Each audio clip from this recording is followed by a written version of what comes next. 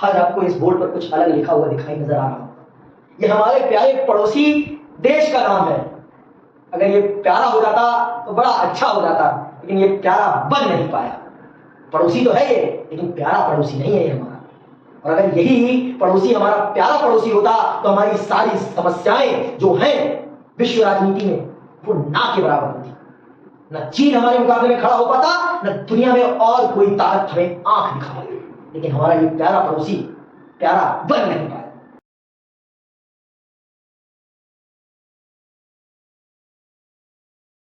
जय हिंद साथियों, मैं अंकित कुमार यादव आप सभी का स्वागत करता हूं सृष्टि ज्ञान केंद्र में। आज आपको इस बोर्ड पर कुछ अलग लिखा हुआ दिखाई नजर आ रहा हो। ये हमारे प्यारे पड़ोसी देश का नाम है। अगर ये प्यारा हो जाता तो बड़ा अच्छा हो जाता, लेकिन ये प्यारा बन नहीं पाया। पड़ोसी तो है ये, लेकिन प्यारा पड़ोसी नहीं है ये हमारा। और अगर यही पड़ोसी हमारा प्यारा पड़ोसी होता तो हमारी सारी समस्याएं जो हैं विश्व राजनीति में वो ना के बराबर होती। न चीन हमारे मुकाबले में खड़ा हो पाता, न दुनिया में और कोई ताकत हमें आंख दिखा पाती। लेकिन हमारा ये प्यारा पड़ोसी प्यारा बन नहीं पाया, क्योंकि इसका आरंभ ही गलत था, इसका निर्माण ही गलत इसकी नींव ही पड़ी है। जब भी आप किसी राष्ट्र का निर्माण एक धर्म के आधार पर करेंगे तो वो देश एक ना एक दिन अंतर कलह में फंस ही जाएगा, जो कि आज आपको पाकिस्तान में देखने को मिल रही है। तो मैं देखिए, सर्वप्रथम आपको पाकिस्तान का इतिहास पता होना चाहिए, और पाकिस्तान का कोई इतिहास ही नहीं है। सर्वप्रथम पाकिस्तान का कुछ इतिहास ही नहीं है, यह सबसे बड़ी बात है। पाकिस्तान की जनता आपस में एक दूसरे को जोड़ने के जो तत्व होते हैं वो तत्व ही नहीं है पाकिस्तान की जनता में, सिर्फ एक चीज को छोड़कर, धर्म के अलावा। धर्म के अलावा वहां पर कोई भी ऐसी चीज नहीं है जो पाकिस्तान की जनता को एक दूसरे से जोड़ती हो। वहां की जो आपकी आधिकारिक भाषा उर्दू है, वहां की जो पंजाब प्रांत है वहां की जनता उसे प्रयोग तक नहीं करती, उनकी मूल भाषा पंजाबी है। आप ये बात समझिए, पाकिस्तान बनता है इस्लामिक राष्ट्र के रूप में, और उसके कायदे आजम मोहम्मद अली जिन्ना बनाते हैं, और 9 महीने बाद स्वर्ग सिधार जाते हैं। और उनके स्वर्ग सिधारने के बाद पाकिस्तान में जो सत्ता कलह प्रारंभ होता है वो आज भी उसी रूप में चलता हुआ हमें दिखाई पड़ रहा है। तो अगर मुझसे कोई पूछे कि पाकिस्तान की बर्बादी का जिम्मेदार कौन है, तो मैं सीधे सीधे एक ही नाम लूंगा, मोहम्मद अली जिन्ना और लॉर्ड माउंटबेटन। इसके अलावा मैं किसी का नाम नहीं। आज जो पाकिस्तान की जनता की स्थिति है, परिस्थिति है, उसके लिए अगर कोई जिम्मेदार है तो मोहम्मद अली जिन्ना साहब है। इतने पढ़े लिखे, इतने उच्च कोटि के व्यक्ति होते हुए भी वो अंग्रेजी सियासत को समझ नहीं पाए कि वो ये बीज क्यों बोके जा रहे हैं। वो ये बीज इसलिए बोके गए जिससे कि भारत कभी भी ब्रिटेन के द्वारा लूटा गया भारत का पैसा वापस ना ले पाए, अंतर कलह हम आपस में कभी शांत ना हो पाए, हिंद महासागर का ये देश, ये क्षेत्र कभी शांत ना हो पाए, आपस में अंतर कलह करता रहे और आपस में घुटता रहे, हमारे खिलाफ कभी खड़ा ना हो पाए, कभी कोई शक्ति ना बन पाए। पाकिस्तान ने अपना प्रयोग करवाया है अमेरिका के माध्यम से यूएसएसआर को समाप्त करने के लिए। कहते हैं जब आप दूसरों के लिए खाई खोदेंगे तो आप अपनी खाई खुद ब खुद खोद लेंगे।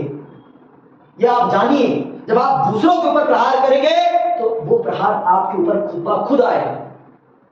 पाकिस्तान की जनता कहती है कि वहां के मुसलमान बहुत पाक साफ है। आइए आप हमारे देश के मुसलमानों से मिलिए, जितनी शिद्दत, जितने वफादारी से वो इस देश में, इस देश के प्रति निष्ठावान है ना, उतना तो आप एक मुस्लिम राष्ट्र होकर आपके देश की जनता भी आपके देश के प्रति वफादार नहीं है।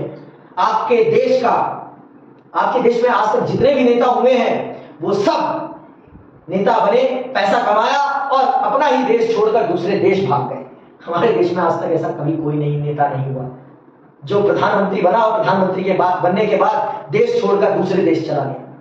हमारे देश में सेना ने कभी हस्तक्षेप नहीं किया हमारे देश की राजनीति में। आपके देश में हुआ। और सेना ऐसा क्यों कर पाई? क्योंकि आपके देश में मोहम्मद अली जिन्ना के बाद कोई ऐसा नेता नहीं बचा या नहीं बना पाया पाकिस्तान जो पूरे राष्ट्र को एकीकृत कर सके। लेकिन हमारे देश में इस चीज का अभाव नहीं रहा। ये हमारे लिए बहुत सौभाग्य की बात है कि पंडित नेहरू के बाद लाल बहादुर शास्त्री जी ने संभाली गद्दी देश की और बहुत बखूबी चलाया देश को, और आपको ऐसी पटकनी दी कि आप भी जानते हैं कि वो पटकनी आपके लिए कैसी थी। फिर आई इंदिरा गांधी। लेकिन आपके देश में अगर मैं लोकतांत्रिक नेताओं के नाम गिनना चाहूं तो मैं गिन ही नहीं पाता। क्यों? क्योंकि आपके लोकतांत्रिक नेता आते हैं, 2 दिन बाद उन्हें सत्ता से लात मार के निकाल दिया जाता है आपकी सेना के द्वारा, सिर्फ आपको एक खौफ दिलाकर कि भारत हम पर हमला कर देगा। और हमने आज तक आप पर कभी हमला तक नहीं किया। चाहे आप 65 ले लें, आप प्रारंभ से ही उठाइए, चाहे आप 47 ही ले लें, आप सब जानते हैं कि कश्मीर आपका कभी हिस्सा नहीं था। कश्मीर के नाम पर पाकिस्तान की जनता को जितना मूर्ख बनाया गया है, उतना किसी और चीज के नाम पर नहीं बनाया गया है। आप सोचिए पाकिस्तान की जनता कि आपके साथ कितनी गद्दारी करी है आपकी खुद की सरकारों ने, आपकी खुद की सेना ने। कितने मासूम लोगों की जान जानबूझ के आपकी सेना ने ली है, कितनी मासूम जनता की जान। आप सोचिए इस बात को। आज जो आपके देश में, मैं उर्दू का शब्द प्रयोग, गुर्बत है, गरीबी है, उसके लिए कोई दूसरा देश जिम्मेदार नहीं है। मैं कभी कभी पाकिस्तान के न्यूज चैनल्स को सुनता हूं तो वो भारत को इसके लिए जिम्मेदार बताते हैं। इसके लिए हम जिम्मेदार नहीं है, इसके लिए आप स्वयं जिम्मेदार हैं। आप निकल पड़े थे भारत को अंधे तरीके से फॉलो करने। हम बनेंगे एटॉमिक पावर तो आप भी बनोगे, नहीं तो हम तो आप पर हमला कर देंगे। आप खुद अपने गिरेबान में एक बार झांकें और देखें कि किसने किसके ऊपर कितनी बार हमला किया है, खुद देखें। तो पाकिस्तान की बर्बादी के लिए सिर्फ 3 लोग जिम्मेदार हैं, सिर्फ 3 लोग। एक, पहले तो उसके निर्माता श्री मोहम्मद अली जिन्ना साहब, दूसरे वहां की सेना, और तीसरी वहां की खुद जनता। मैं राजनेताओं को कुछ नहीं कहूंगा क्योंकि आपके देश में राजनेता कभी हुए ही नहीं। आपके देश में राजनेता कभी हुए ही नहीं है। आप खुद इस चीज का आकलन करें और जाने और समझें। कभी भी किसी को अंधे तरीके से फॉलो नहीं करते, आप ये समझिए। चलिए, इसी के साथ मैं आपसे उम्मीद करता हूं कि आप इस चीज को समझें। और भारत आपका शत्रु नहीं है।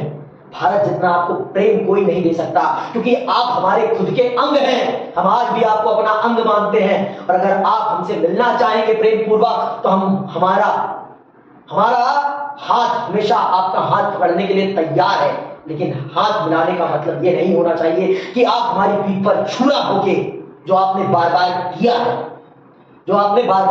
किया है वो दोबारा ना होने पाए। मैं आपसे अपेक्षा करता हूं पाकिस्तान की जनता से, और अगर पाकिस्तान सही रूप में एक सच्चा देश बनना चाहता है तो अपनी शिक्षा व्यवस्था को दुरुस्त करिए आप, और इतिहास को सही रूप में प्रस्तुत करिए। हार को स्वीकारना भी ना एक सच्चे योद्धा की पहचान होती है।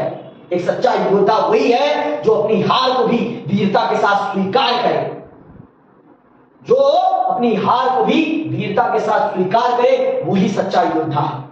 और अगर आप अपने आप को सच्चा योद्धा, सच्चा देशभक्त मानते हैं तो आप अपने अंदर वो जज्बा पैदा करें। तो इसी के साथ मैं आपसे विदा लेता हूं। जय हिंद, जय भारत।